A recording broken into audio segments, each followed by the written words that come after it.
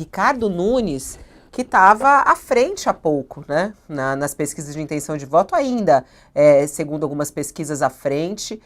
Muitos diziam que era difícil até ele perder uma eleição como essa, e aí ele vai sendo engolido dessa maneira. Não talvez somente pelos números, mas também pelos discursos, né? Porque quando se começa já a falar da possibilidade de segundo turno, ignorando o nome dele, é um péssimo sinal para a campanha de Nunes. E aí esse péssimo sinal é também para Bolsonaro, né, Thales? Você já inclusive comentou aí as declarações de Tarcísio de ontem, agora tem essa novidade, ele recuando e dizendo que realmente contra a esquerda não há voto nulo. É a direita tentando se organizar e se unir mais uma vez, Thales?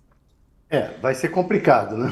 De qualquer maneira, eles têm muita semelhança. Você vê, o Carlos Bolsonaro é muito semelhante ao Pablo Marçal. Até na argumentação essa de que em 2022 perderam por causa disso, é a mesma argumentação que está na resposta do Carlos, na resposta do Pablo Marçal. Eles são muito semelhantes. Então, esse racha deles é um racha complicado, de dois grupos que pensam muito igual. O problema, por que que racham? Racham porque os dois são ambiciosíssimos, têm muita ambição pelo poder e um atrapalha o outro nessa caminhada pelo poder. Então tem essa diferença entre os dois. Por outro lado, o que ocorreu com o Tarcísio foi o que a psicanálise chama de um ato falho. Ele de fato, não tem vontade nenhuma de votar no Pablo Marçal e não e pode ser, ele até falou ali uma hora, eu ouvi ele falar assim, o voto não é secreto? É, então, é, eu duvido que ele acabe, mesmo declarando voto no Pablo Marçal, que ele acabe votando mesmo no Pablo Marçal, tal a, o asco que ele tem do candidato, desse candidato. Agora, o Nunes está em apuros absolutos. Tá? O pessoal já está dando tchauzinho para ele. Todo mundo. E o Bolsonaro está numa situação difícil. Por quê? Porque ele não pode bater de frente com Pablo Marçal. Afinal, uma parte do bolsonarismo está ali. Não seguiu as ordens do mito e ficou com Pablo Marçal. Essa parte do bolsonarismo, o Bolsonaro não pode simplesmente brigar com essa parcela do bolsonarismo que é expressa no voto do Pablo Marçal. Então ele está em apuros. Só que ele sabe que lá na frente o Pablo Marçal vai tentar passar a perna nos Bolsonaros, não vai tentar tirar o espaço deles, porque o grande sonho do Pablo Marçal é ser candidato à presidência da República, que é o que ele já foi no passado e o que agora, com essa exposição toda, ele sabe que ele terá condição de se colocar. Sonho esse que é compartilhado por muitos outros, né, Thales? Porque é muito curioso, Verdade. né? Essa história aí. O Tarcísio foi questionado ontem. Olha, eu vou ser bem sincero, não aguento mais essa pergunta pro Tarcísio. Todo mundo já fala, Tarcísio, você vai ser candidato em 2026? E claro que não, eu vou terminar aqui o meu trabalho aí em São Paulo. E ele fala isso em on, fala isso em off, ele fala isso para todo mundo. É o discurso desse momento. Estamos em 2024, eleição municipal em jogo, tem muita água para rolar 2026. Mas claro que os planos de Tarcísio estão traçados, né?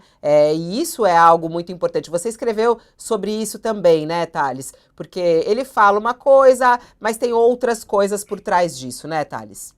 Ele tinha uma combinação com o Bolsonaro, um problema que tem que ajustar. Ele não pode tomar o lugar do Bolsonaro nem dos Bolsonaro. Então, ele, olha, eu, por mim, eu sou candidato à reeleição e o Bolsonaro filho, o Bolsonaro pai, se voltar da prisão, o Bolsonaro filho, se o pai ficar preso, disputa a presidência. O que que ocorreria? O Bolsonaro filho não tem condição, o Bolsonaro pai não volta, e o Bolsonaro filho não tem condição de vencer, a princípio, uma eleição presidencial, e ele ficaria pronto ali, teria mais um mandato no governo de São Paulo para fazer o seu perfil e fazer a campanha, aí sim a séria presidência da República, sem precisar bater de frente com os bolsonaristas. Isso tudo estava mais ou menos acertado. Mas o que, que ocorre? Ocorre que o Pablo Marçal entrou na história. E com o Pablo Marçal na história, é possível que o Bolsonaro chegue à conclusão de que, olha, meu filho não vencerá do Pablo Marçal. Eu vou ter que tirar meu filho da disputa agora, botar ele aqui para governo do Estado e botar lá na disputa presidencial o Tarcísio. Ele que lute para vencer o Pablo Marçal. Então, o Tarcísio sabe que está amarrado ao Bolsonaro. O destino dele está amarrado ao Bolsonaro. E ele precisa deixar isso em banho-maria. Eu acho pouco provável que o Tarcísio cumpra essa promessa agora que apareceu o Pablo Marçal nas paradas, que o Tarcísio cumpra essa promessa de não concorrer em 2026 à presidência da República. Por quê? Porque o Bolsonaro vai estar preso, provavelmente, e aí o candidato é o Pablo Marçal. E a ser o Pablo Marçal, o Bolsonaro prefere que se tente o Tarcísio lá. Nossa, o Otário já traçou o cenário para 26, já falou que o Marçal também vai ser candidato e por aí vai. Vamos ouvir o que o Tarcísio disse ontem a respeito de 2026. Eu confesso que eu fico às vezes presa nessa imagem, né? Esse bando de homens, assim, que ficam falando. Eu fico um pouco presa nessa imagem, mas não vou comentar, não, porque não é meu papel. Josias, eu passo para ti sobre esse cenário de 2026. Ai, mas por que vocês estão falando do cenário de 2026 em 2024? O que está por trás do jogo político em relação a isso? Estamos falando sobre o encaminhamento da direita e que tem como principal objetivo, e aí a gente deixa claro até olhando para esse recuo do Tarcísio, combater a esquerda, combater o presidente Lula, que foi eleito com uma diferença muito pequena do seu adversário Bolsonaro.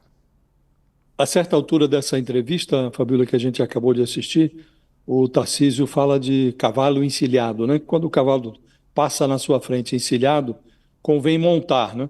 Ele disse, embora lá em 2030 eu possa olhar pelo retrovisor e perceber que deveria ter montado o cavalo em 2026, ainda assim eu não me arrependeria, né? Essa história do cavalo encilhado é uma frase do Getúlio Vargas e costuma sempre ser mencionado, né? Se o cavalo passa encilhado, você não deve hesitar em montá-lo, né? O cavalo do Tarcísio de Freitas ainda não está propriamente encilhado, mas ele é claramente a principal opção da direita, do conservadorismo nacional, para a eleição presidencial de 2026.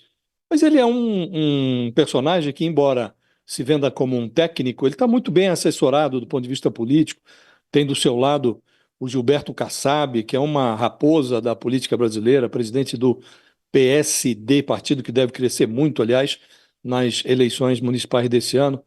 E o Kassab sempre disse a ele, e ele segue fielmente esse conselho, sempre aconselhou o Tarcísio a não sair cedo demais na chuva, porque quem sai cedo demais na chuva está pedindo raios e trovoadas, né?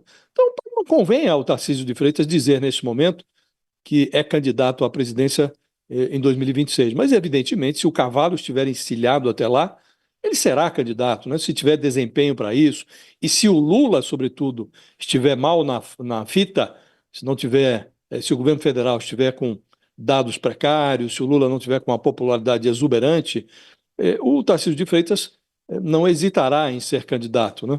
Agora, está passando um rabo do cavalo na frente do Tarcísio, né? Que é o cavalo desse Pablo Marçal em São Paulo. É o rabo de outro cavalo da direita, extrema-direita até, né? E esse cavalo está sinalizando que o bolsonarismo deixou de ser um sinônimo de Bolsonaro, né? Bolsonarismo, no sentido de que é um movimento conservador, ele permanece, há um conservadorismo no Brasil, mas nem todos os conservadores estão seguindo a orientação do Bolsonaro, né? Então, ele tem que administrar esse seu bolsonarismo, o Tarcísio. Hoje, qualquer bolsonarista que, como o Tarcísio, considere outra hipótese de candidatura presidencial em 2026 que não seja a do Bolsonaro, será abominado por essa tribo, pelo mito, pela tribo dele. Então, embora esteja mais próximo da cadeia do que da urna, o Bolsonaro não trabalha com outra hipótese pelo menos retoricamente, se não, a hipótese de uma anistia que o reabilite para disputar eleições, ele que está hoje inelegível, né? Então, qualquer pessoa que considere outra hipótese que não essa, a da anistia do Bolsonaro, a da reabilitação política do Bolsonaro, será abominado pelo bolsonarismo, né? Então, não convém